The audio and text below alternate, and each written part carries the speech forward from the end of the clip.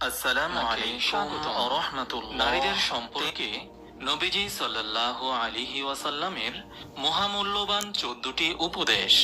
তা হলো, নম্বর 1, অবশ্যই তোমাদেরকে তোমাদের ঘর থেকে তোমাদের প্রয়োজনে বের হতে অনুমতি দেওয়া হয়েছে। নম্বর 2, মহিলা হলো আবৃত। যখন সে বের হয়, শয়তান তার দিকে উকি মেরে চায়, আর সে তার ঘরের ভেতরে অবস্থান করলে তার প্রভুর বেশি নৈকট্য লাভ করে। নম্বর 3, যদি কোনো মহিলা সুগন্ধি ব্যবহার করে মানুষের পাশ দিয়ে যায় যেন তারা তার ঘ্রাণ পায়, তাহলে ওই মহিলা এমন তিনি অনেক শক্ত কথা বলেছেন। অন্য বর্ণনায় এসেছে তাহলে সে ব্যভিচারিণী। নম্বর 4, মহিলারা তার মাহরাম ব্যতীত সফর করবে না। অতঃপর এক সাহাবী বলল, হে আল্লাহর রাসূল, আমি অমুক অমুক লোকদের সাথে বের হতে ইচ্ছে করেছি, আর আমার স্ত্রী হজ করতে ইচ্ছে করেছে, তাহলে আমি কি করব? এ কথা শুনে রাসূল সাল্লাল্লাহু আলাইহি ওয়াসাল্লাম বললেন, তুমি তার সাথে বের হও।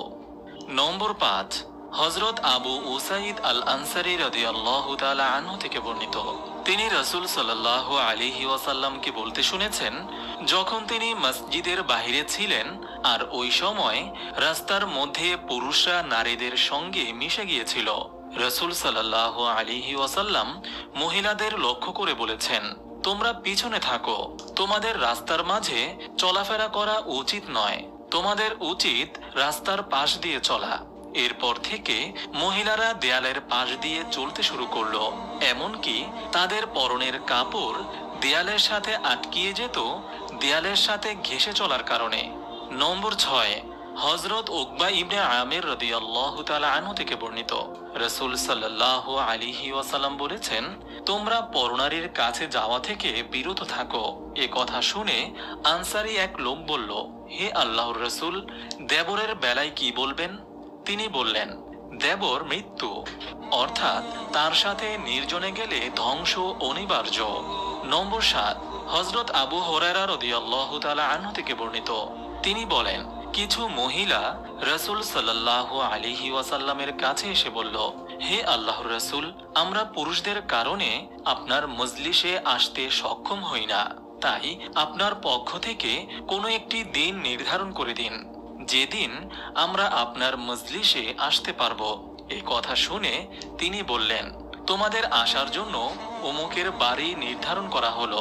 সে অনুযায়ী রাসূল সাল্লাল্লাহু আলাইহি ওয়াসাল্লাম নির্ধারিত দিনে মহিলাদের নিকট আসলেন।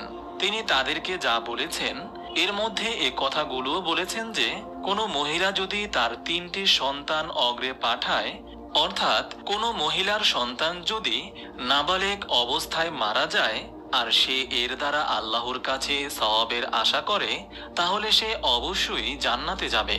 নম্বর 8, হযরত আবু হুরায়রা রাদিয়াল্লাহু তাআলা আনহু থেকে বর্ণিত, রাসূল সাল্লাল্লাহু আলাইহি ওয়াসাল্লাম বলেছেন, এক মহিলা অপর মহিলার সাথে তার স্বামীর অভ্যন্তরীণ কোনো বিষয় যাতে না বলে, যেন সে মনে করে তার স্বামী তার দিকে তাকিয়ে আছে। নম্বর 9, হযরত উম্মে আতিয়া রাদিয়াল্লাহু তাআলা আনহু থেকে বর্ণিত, তিনি বলেন, নবীজি সাল্লাল্লাহু আলাইহি ওয়াসাল্লাম বায়াত গ্রহণের সময় আমাদের থেকে এই ওয়াদা নিয়েছেন যে আমরা যেন কারো মৃত্যুতে বিলাপ না করি, কিন্তু আমাদের মধ্যে 5 জন মহিলা ছাড়া আর কেউই সেই ওয়াদা পূরণ করতে পারেনি। নম্বর 10, হযরত আসমা রাদিয়াল্লাহু তাআলা আনহা থেকে বর্ণিত, রাসূল সাল্লাল্লাহু আলাইহি ওয়াসাল্লাম মসজিদের ভিতর দিয়ে অতিক্রম করছিলেন, পাশেই কিছু মহিলা বসা ছিল, তিনি তাদেরকে হাত দ্বারা ইঙ্গিত করে সালাম দিলেন, তারপর বললেন, দয়াকারীদের কুফরি করা থেকে নিজেদেরকে বাঁচাও, অর্থাৎ কোনো স্ত্রী যেন তার স্বামীকে এ কথা না বলে, তার কাছে কোনো সময় ভালো কিছু দেখিনি। নম্বর 11, হযরত সাওবান রাদিয়াল্লাহু তাআলা আনহু থেকে বর্ণিত, তিনি বলেন, রাসূল সাল্লাল্লাহু আলাইহি ওয়াসাল্লাম বলেছেন, বিনা কারণে যে মহিলা তার স্বামীর কাছে তাকে তালাক দিতে চাইবে তার জন্য জান্নাতের ঘ্রাণ হারাম।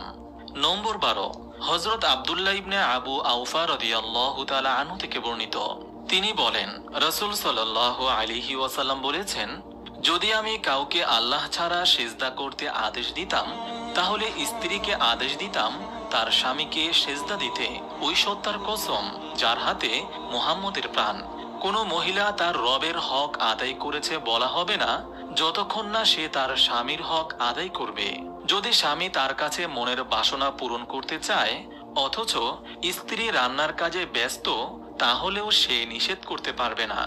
নম্বর 13, হযরত আবু হুরায়রা রাদিয়াল্লাহু তাআলা আনহু থেকে বর্ণিত, তিনি বলেন, রাসূল সাল্লাল্লাহু আলাইহি ওয়াসাল্লাম বলেছেন, যদি কোনো মহিলা তার স্বামীর বিছানা ছেড়ে রাত্রি যাপন করে, ফেরেশতারা সেই মহিলার উপর অভিশাপ করতে থাকে সে ফিরে না আসা পর্যন্ত। নম্বর 14, হযরত ইবনে আব্বাস রাদিয়াল্লাহু তাআলা আনহু থেকে বর্ণিত, তিনি বলেন, রাসূল সাল্লাল্লাহু আলাইহি ওয়াসাল্লাম বলেছেন, আমি জাহান্নাম দেখেছি, কিন্তু তার অধিকাংশ অধিবাসী মহিলা, কারণ তারা কুফরি করে। বলা হলো যে আল্লাহর কুফরি করে? না, স্বামীর কুফরি করে, স্বামীর কুফরি করে, ইহসানকে অস্বীকার করে। যদি তুমি তাকে যুগ যুগ ধরে তার প্রতি ইহসান করো, অতঃপর যদি তোমার মধ্যে কোনো কমতি দেখে, তোমার মাঝে কোনো সময় কোনো কল্যাণ দেখেনি। মহান আল্লাহ তাআলা সকল মা বোনদেরকে এই উপদেশগুলো মানার তৌফিক দান করুন, আমিন। আপনি যদি এরকম ভিডিও আরো পেতে চান তাহলে এই চ্যানেলটি সাবস্ক্রাইব করে পাশে রাখা বেল আইকনটি অন করে দিন।